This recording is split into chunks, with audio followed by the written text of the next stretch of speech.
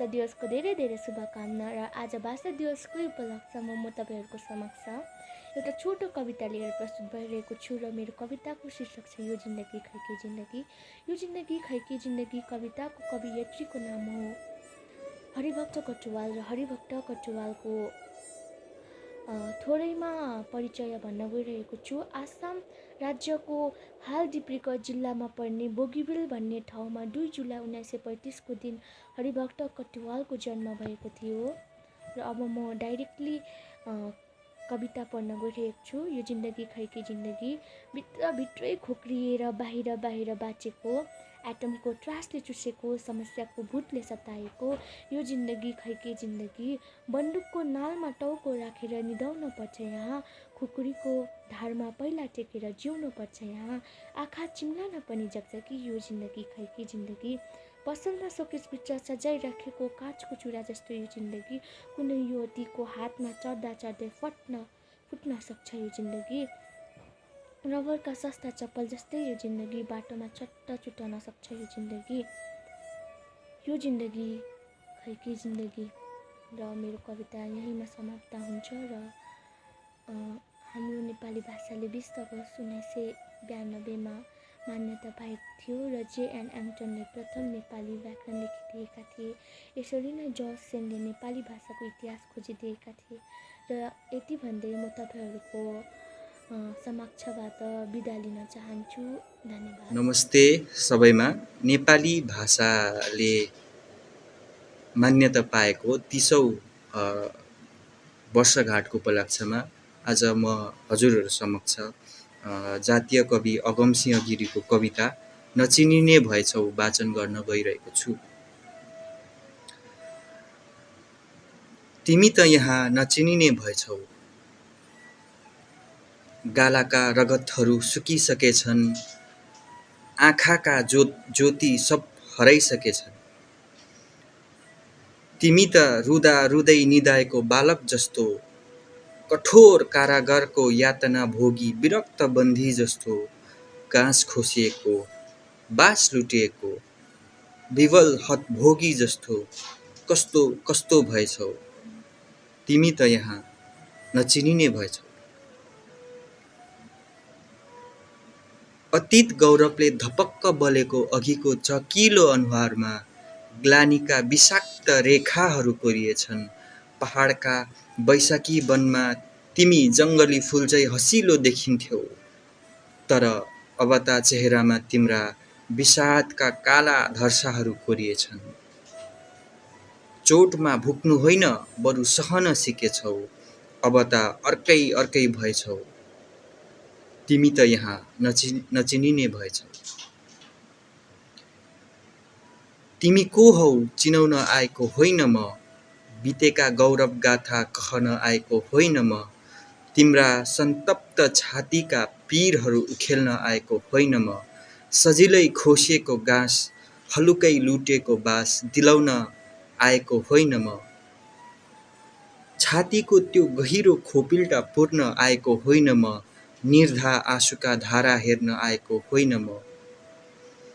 केवल तिमी नै हौ कि चिन्न आएको म, तर तिमी त यहाँ नचिनिने भएछौ। धन्यवाद। नमस्ते सबैजनालाई। आज भाषा दिवसको उपलक्ष्यमा म एउटा सानो कविता पाठन गर्न गइरहेको छु। अनि मेरो कविताको शीर्षक हो आउन सबै माया गरौँ आफ्नै भाषालाई। हाम्रो भाषा हाम्रो गर्व हाम्रो पहिचान हो, हाम्रो भाषा हाम्रो गर्व हाम्रो पहिचान हो। नेपाली भाषा नै त हामी सबै नेपालीहरूको शान हो। अरू केले रहेको छ र हामी सबै नेपालीहरूलाई आउन सबै माया गरौँ आफ्नै भाषालाई। आफ्नो मनको भावना पोख्ने एउटा साधन हो भाषा। आफ्नो मनको भावना पोख्ने एउटा साधन हो भाषा। कविता रचाए कविले सुनाउने एउटा मिठो मिठास हो भाषा। त किन आज बिर्सेर गयौ आफ्नै भाषालाई, आउन सबै माया गरौँ आफ्नै भाषालाई। अहिलेको पिँढी आफ्नो भाषालाई छोडी लागेको छ अरूको पछाडि। अहिलेको पिँढी आफ्नो भाषालाई छोडी लागेको छन् अरूको पछाडि। बिर्सेर गयौ ओहो के निष्ठुरी, आउन सबै सम्मान गरौँ आफ्नै भाषालाई, आउन सबै माया गरौँ आफ्नै भाषालाई। सेवारो, मेरो नाम अमन लिम्बू र यस भाषा दिवसको उपलक्ष्यमा हजुरहरूको समक्ष एउटा छोटो कविता प्रस्तुत गर्न गइरहेको छु र कविताको शीर्षक छ बल्ल थाहा भयो। खै कस्तो युगमा म जन्मे, अचम्म लाग्छ मान्छेहरू बिना कारण झगडा गरेको देख्दा, आफ्नो अधिकार मागेको देख्दा अनि अधिकार नदिएको देख्दा अचम्म लाग्छ। साथी, यो युगलाई त कलियुग पो भनिँदो रहेछ साथी, आज बल्ल थाहा भयो। आफ्नो भाषा, संस्कृति, परम्परा सबै हराएको आज बल्ल थाहा भयो। अरूको हुरीमा लाग्नुले गर्दा आफ्नो घरबार बिल्लीबाट भएको आज बल्ल थाहा भयो। अरूको अपनाउने हुँदा आफ्नो चिन्हारी हराएको आज बल्ल थाहा भयो। जिन्दगीले लात्ते भकुण्डोलाई जस्तै चारैपट्टिबाट लात लगायो अनि बल्ल थाहा भयो भाषा, संस्कृति, परम्पराको महत्त्व।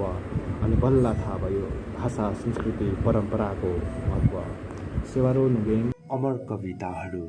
अमर कविताहरूमा किचड देखिँदैन, सुँगुर सुतिरहेको हुँदैन, भैँसीले दुध दिँदैन, घडीमा साथ बस्दैन, मान्छेले प्याज खाँदैन, महिलाहरू ठुलो स्वरले बोल्दैनन्, मजदुरी नारा लाउँदैनन्, बुढो मान्छेले सिक्का सिङ्गन फ्याँक्दैन।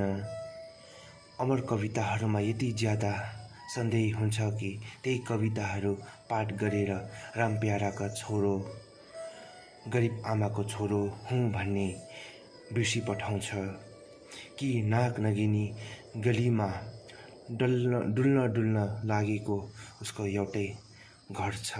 धन्यवाद। सम्पूर्ण दर्शकवृन्दमा 31औं नेपाली भाषा मान्यता दिवसको हार्दिक मङ्गलमय शुभकामना व्यक्त गर्न चाहन्छु र आज हजुरहरू समक्ष कवि वासुदेव पुलामीद्वारा रचेको कविता देश र किरा पाठन गर्न गइरहेको छु। अनि कविताको पंक्ति यस प्रकारले सुरु भएको छ। देशको मानचित्र जस्तै छ उसको नाङ्गो करङसितको छाती, सर्वशिक्षा अभियानको घोटालाले पिल्छिएको छ उसको जीवनको 100 अक्षरहरू। त्यसैले उसले कहिले जानेनन् अवर्णमालाबाट अधिकार र आवर्णमालाबाट आरक्षण बोल्नु। स्कुल, र्याम्स, सुघर लुगाफाटा र गेगेरानीहरू उहिले नै फ्याक्ट्री र कारखानाहरूले चोरेर लगिदिएको हो, जीवनमा कहिले नफर्कन गरी। भोक, तिर्खा र पसिनाले लेख्छ उसले देशको स्वादिलो तलतल। त्यसै स्वादमा जिब्रो पड्काएर खान्छ देशले खैनी उसकै रगतको अलिकति चुना दलेर। ढुङ्गा, रोरा र बोलामाथि घसिरहेको त्यो नाङ्गो सिगानी किरा लाग्छ देशलाई त्यसको रूप।